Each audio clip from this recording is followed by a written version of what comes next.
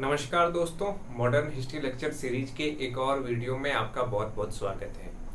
आज के इस वीडियो में हम समझने वाले हैं द्वितीय गोलमेज सम्मेलन यानी कि सेकेंड राउंड टेबल कॉन्फ्रेंस क्या था।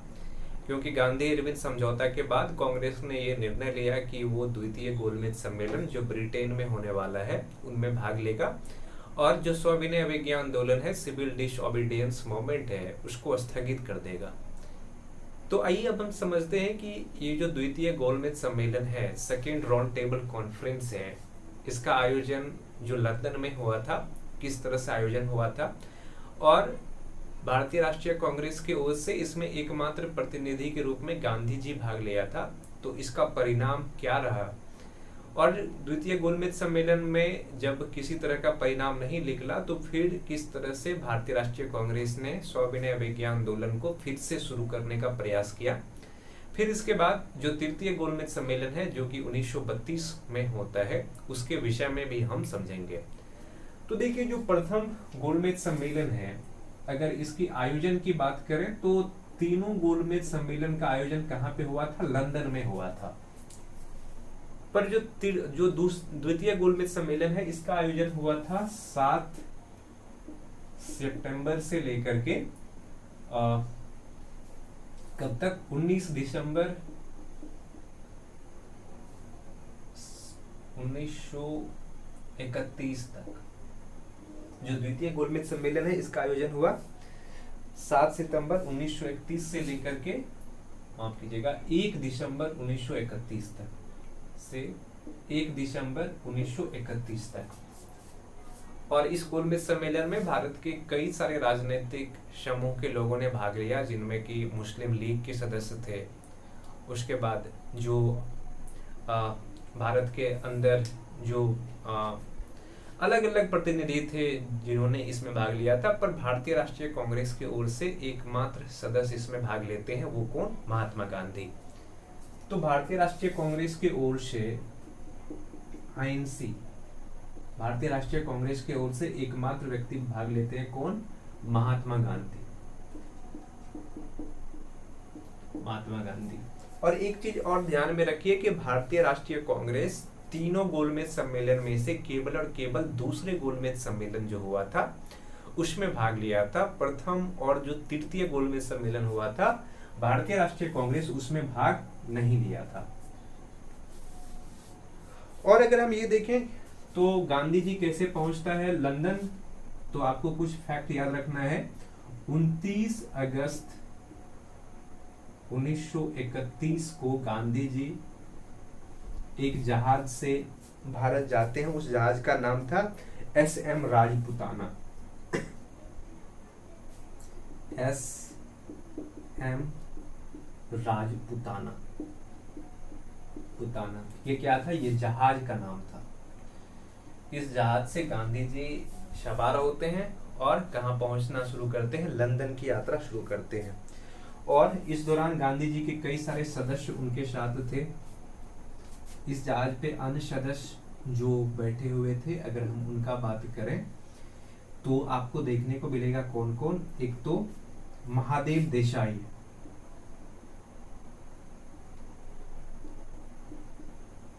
महादेव देसाई, उसके बाद सरोजनी नायडू,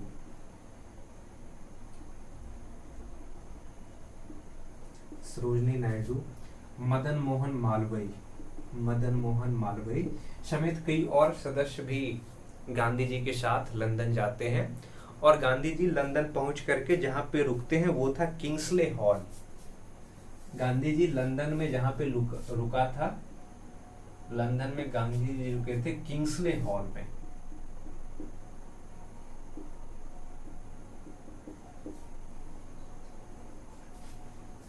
किंग्सले हॉल में गांधी जी रुके थे।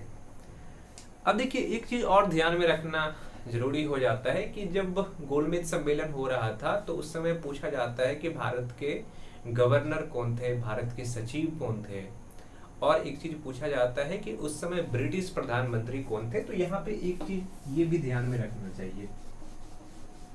तो प्रथम गोलमेज सम्मेलन के दौरान भी ब्रिटेन के प्रधानमंत्री थे रैमजे मैकडोनाल्ड, और जो द्वितीय गोलमेज सम्मेलन था इसमें भी यूके के जो पीएम थे वो भी रैमजे मैकडोनाल्ड थे। यूके के पीएम के रूप में कौन थे? रैमजे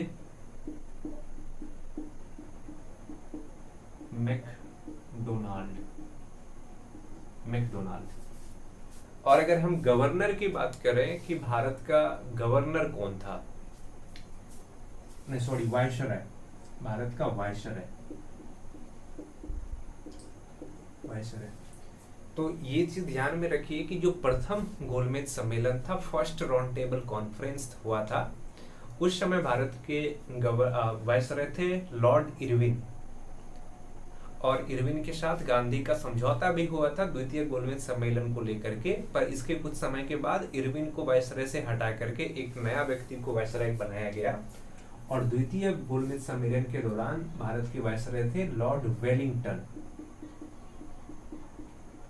लॉर्ड वेलिंगटन भारत का वायसराय था, और भारत सचिव थे सैमुअल होर।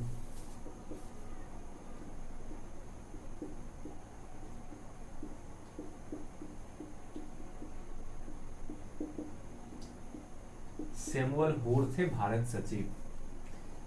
तो ये तीन व्यक्ति को याद रखना है जब द्वितीय गोलमेज सम्मेलन हो रहा था, सेकेंड राउंड टेबल कॉन्फ्रेंस हो रहा था। तो ये तीन व्यक्ति थे, एक तो ब्रिटेन के प्रधानमंत्री के रूप में थे रैमजे मैकडोनाल्ड, वायसराय थे वेलिंगटन, और जो भारत सचिव के रूप में थे वो थे सैमुअल होर। अब हम समझते हैं कि ब्रिटिश सरकार के सामने गांधी जी ने क्या क्या मांग रखा, और उनके मांगों को किस तरह से स्वीकार किया गया या फिर अस्वीकार कर दिया गया।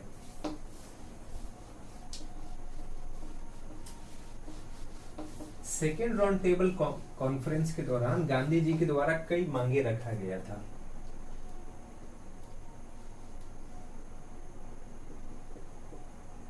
गांधी जी के मांगों को अस्वीकार किया गया।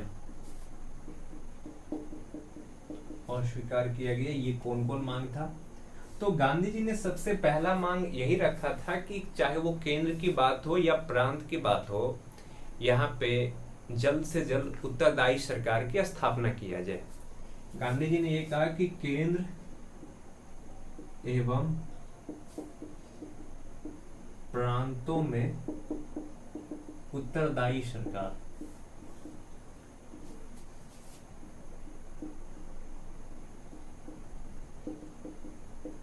सरकार की स्थापना। और इस मांग को क्या किया गया कि ब्रिटिश सरकार ने अस्वीकार कर दिया, इन मांगों को मानने से इनकार कर दिया। गांधी जी का दूसरा मांग ये था कि कांग्रेस भारत का एकमात्र प्रतिनिधित्व के रूप में घोषित होना चाहिए। आईएनसी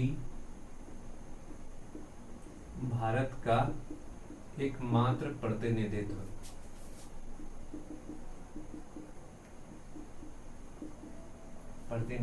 करता है। देखिए, उस समय भारतीय राष्ट्रीय कांग्रेस एक ऐसा संगठन था जिसमें अधिकांश भारतीय लोग जुड़े हुए थे, अलग अलग धार्मिक समूह से, सामाजिक समूह से और क्षेत्रीय समूह से जुड़े हुए थे। तो गांधी जी का ये मानना था कि चूंकि राउंड टेबल कॉन्फ्रेंस में भारत के अलग अलग छोटे छोटे सभी राजनीतिक दलों को बुलाया गया था, तो गांधी जी का मानना था कि भारत का एकमात्र प्रतिनिधित्व की जिम्मेदारी भारतीय राष्ट्रीय कांग्रेस को मिलना चाहिए, क्योंकि भारतीय राष्ट्रीय कांग्रेस भारत के सबसे बड़े राजनीतिक दल तो है ही। साथ में भारतीय राष्ट्रीय कांग्रेस भारत जैसे विविधतापूर्ण देश के प्रतिनिधित्व करता है, इसमें अलग अलग समूह के सभी लोग जुड़े हुए हैं। पर ब्रिटिश सरकार ने गांधी जी का ये मांग जो था, इसको भी क्या कर दिया, अस्वीकार कर दिया। गांधी जी का तीसरा जो मांग था वो ये था, देखिए हमेशा से ब्रिटिश सरकार ने क्या किया कि बांटो और राज करो की नीति को अपनाया, डिवाइड एंड रूल की पॉलिसी को अपनाया। सबसे पहले उन्होंने मुसलमानों को पृथक करने के लिए जो 1909 में एक एक्ट आया था, कौन से पार्लियामेंटो रिफॉर्म, उसके द्वारा पृथक निर्वाचक मंडल की बात की और उसको पृथक निर्वाचक मंडल मिल भी गया। इसके बाद 1919 के अधिनियम के द्वारा उन्होंने सिखों के लिए अलग पृथक निर्वाचक मंडल की बातों को स्वीकार कर लिया। और ये जो राउंड टेबल कॉन्फ्रेंस था, इसमें जो दलित वर्ग थे जिसका प्रतिनिधित्व डॉक्टर B.R. अम्बेडकर कर रहे थे, उसको भी पृथक निर्वाचक मंडल देने की बात की जा रही थी। तो गांधी जी ने यह कहा कि दलित वर्ग को अल्पसंख्यक नहीं माना जाना चाहिए, क्योंकि दलित समाज के लोग हिंदू समाज का ही हिस्सा है, इसलिए दलित समाज को अलग मान करके उसको पृथक निर्वाचक मंडल नहीं दिया जाना चाहिए। इससे कहीं न कहीं भारतीय राजनीति, भारतीय समाज कमजोर होगा और भारत के लोग कई सारे ग्रुप में बंट जाएंगे। पर ब्रिटिश शासन ने गांधी की ये बातें भी स्वीकार नहीं किया।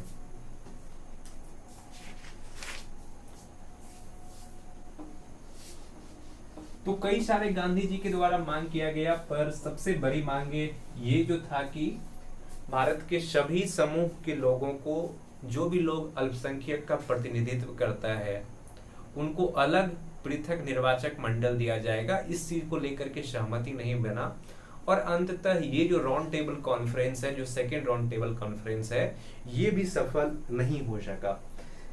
और इसमें सबसे बड़ी मुद्दा तो यही था ना कि ब्रिटिश सरकार भारत के अंदर जितने भी छोटे छोटे समुदाय है, मुसलमानों को पहले ही पृथक निर्वाचक मंडल मिल चुका था।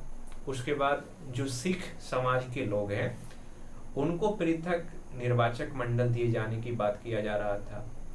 और जो एंग्लो इंडियन समुदाय के लोग थे, उसको भी पृथक निर्वाचक मंडल दिए जाने की बात की जा रही थी।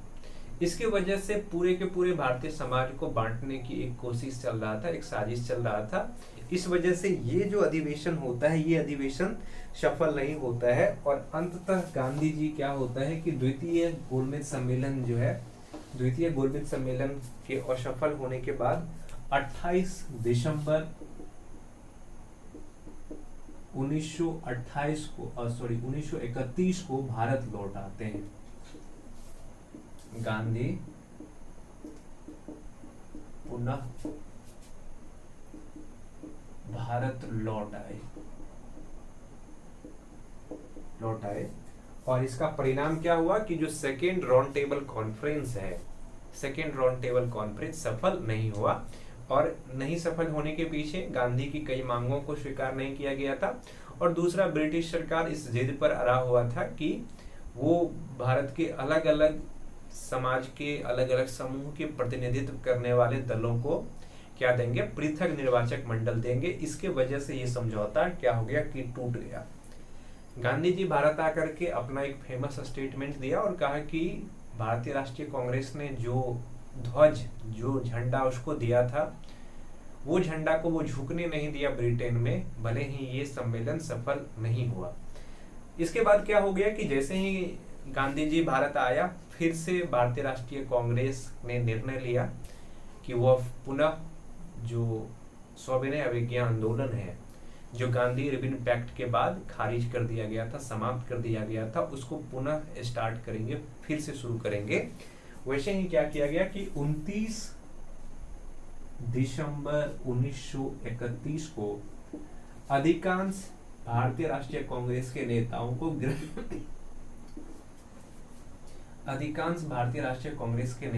गिरफ्तार कर लिया गया। नेताओं को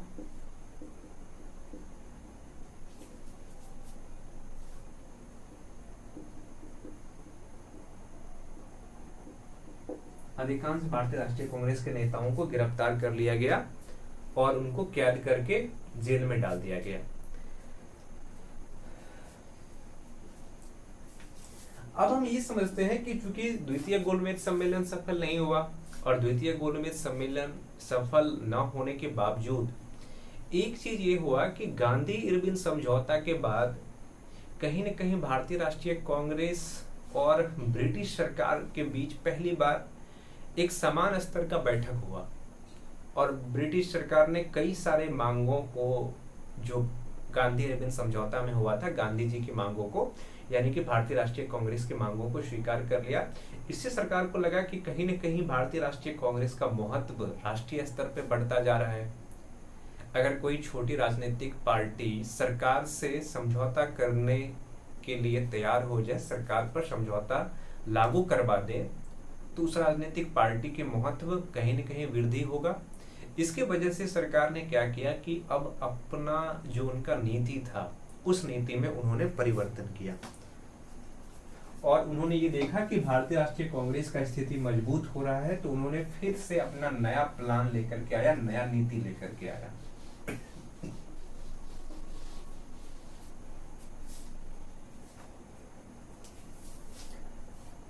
सरकार के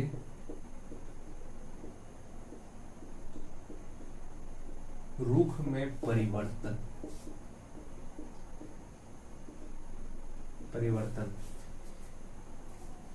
तो जब सेकेंड राउंड टेबल कॉन्फ्रेंस सफल नहीं हुआ, तो इसके बाद सरकार के रुख में परिवर्तन आया। सबसे पहला परिवर्तन तो यही हुआ कि वह भारतीय राष्ट्रीय कांग्रेस को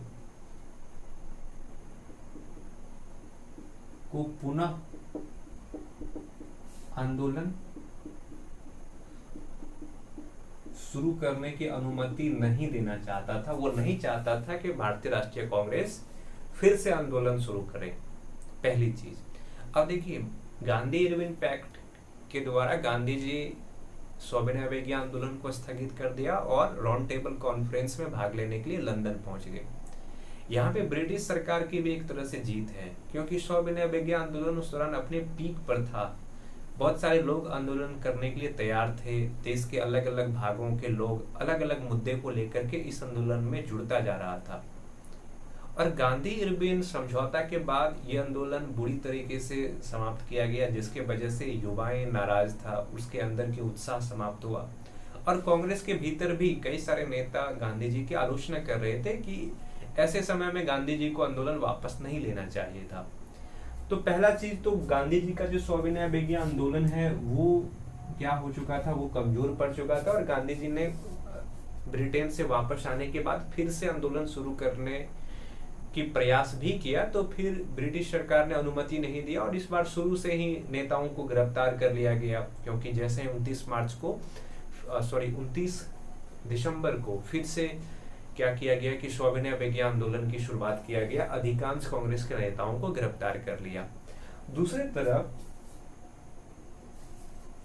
ब्रिटिश सरकार ने यह महसूस किया कि भारतीय राष्ट्रीय कांग्रेस को कमजोर करने का एक ही तरीका है कि जो राजनीतिक समूह या जो संस्थाएं भारत के अंदर सरकार के समर्थक है, उन संस्थाओं को क्या किया जाए कि ज्यादा से ज्यादा प्रोत्साहित किया जाए। इस तरीके से भारतीय राष्ट्रीय कांग्रेस को कमजोर किया जा सकता है, क्योंकि भारतीय राष्ट्रीय कांग्रेस अपने आप को भारत के सभी लोगों का प्रतिनिधित्व मानता है। तो इसके लिए क्या किया जाए कि जो छोटी छोटी राजनीतिक समूह हैं, जो स्थानीय लोगों का नेतृत्व करता है, उन समूहों को बढ़ावा दिया जाएगा। और ऐसा करने से भारतीय राष्ट्रीय कांग्रेस के अंदर की जो एकता है, उनकी जो पहुंच है देश के अलग अलग हिस्से में, वो प्रभावित होगा। और जब भारतीय राष्ट्रीय कांग्रेस कमजोर हो जाएगा तो उसके साथ फिर सरकार को समझौता करना आसान हो जाएगा। फिर वो सरकार जिस तरह से काम करना चाहेगा वैसे कर सकते हैं। तो उन्होंने क्या किया कि जो छोटे छोटे राजनीतिक समूह थे, उनको सरकार ने क्या किया कि बढ़ावा देने का प्रयास किया, ताकि भारतीय राष्ट्रीय कांग्रेस क्या हो सके, कमजोर हो सके। तीसरा काम उन्होंने क्या कहा कि देखिए, जो स्वदेशी आंदोलन नहीं, जो मतलब सविनय अवज्ञा आंदोलन है, सिविल डिसोबीडियंस मूवमेंट है, इसका प्रसार ग्रामीण क्षेत्रों में व्यापक रूप से हुआ था। अगर हम बिहार की बात करें तो बिहार में चौकीदारी कर को लेकर के ग्रामीणों ने सरकार का विरोध करना शुरू किया। और भारत के अलग अलग भागों में, ग्रामीण क्षेत्र में भी ये आंदोलन व्यापक रूप से फैल चुका था। तो शहरों में आंदोलन तो शुरू हो ही चुका था, ग्रामीण लोग भी जुड़ते जा रहा था, तो ये आंदोलन अपने आप में मजबूत होते जा रहा था। तो सरकार ने निर्णय लिया इस बार क्या करेंगे कि ग्रामीण क्षेत्र में लोगों को इस आंदोलन में भाग लेने के लिए नहीं दिया जाएगा, लोगों पर पाबंदी लगा दिया जाएगा। इस तरीके से इस आंदोलन में को क्या किया गया, दबाया गया। अगर हम ये देखें कि सरकार ने किस तरह से कार्रवाई किया भारतीय राष्ट्रीय कांग्रेस पर जब दूसरे चरण का सविनय अवज्ञा आंदोलन शुरू किया गया था, तब सरकार की कार्रवाई।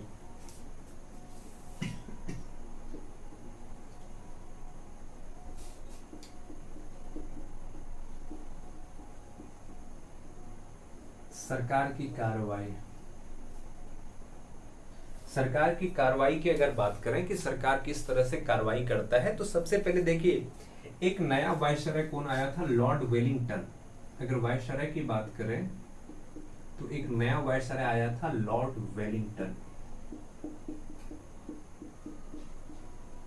और जैसे ही वेलिंगटन को वायसराय बनाया गया, इन्होंने क्या किया कि भारतीय राष्ट्रीय कांग्रेस के नेताओं पर शिकंजा कसना शुरू किया और लॉर्ड वेलिंगटन से मुलाकात करने के लिए गांधी जी ने जिन्हें कहा भी था कि हम लॉर्ड वेलिंगटन से मुलाकात करना चाहते हैं। 31 दिसंबर 1931 को गांधी जी ने कहा कि हम लॉर्ड वेलिंगटन से मुलाकात करना चाहते हैं सविनय अवज्ञा आंदोलन के मुद्दे पर लॉर्ड वेलिंगटन ने क्या किया कि उसके इस अनुरोध को क्या किया कि ठुकरा दिया, उन्होंने स्वीकार नहीं किया। और 4 जनवरी 1932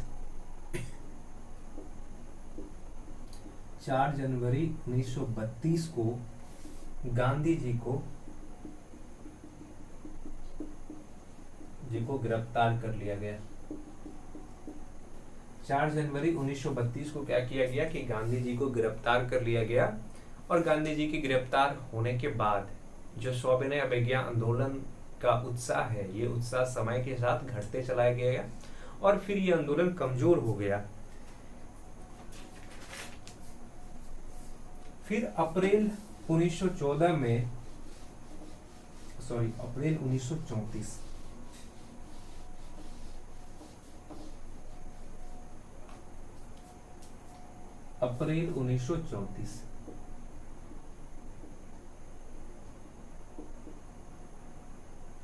अप्रैल 1934 में गांधी जी ने सविनय अवज्ञा आंदोलन को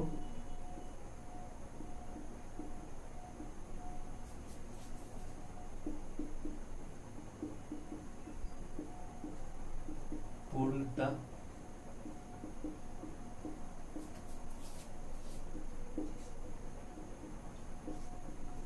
वापस ले लिया।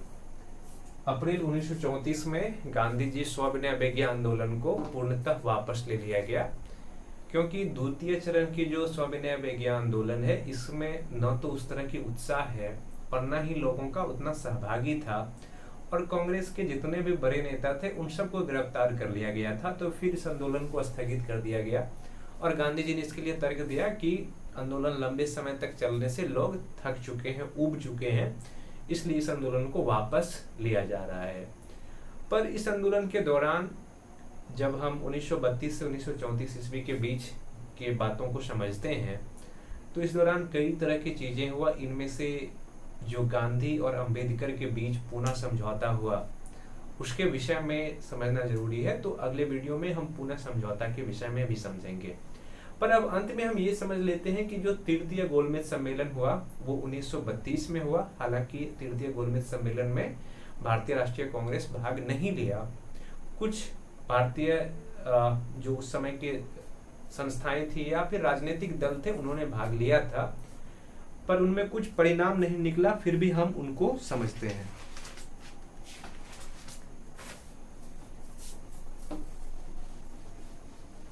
तो अब हम समझते हैं तृतीय गोलमेज सम्मेलन।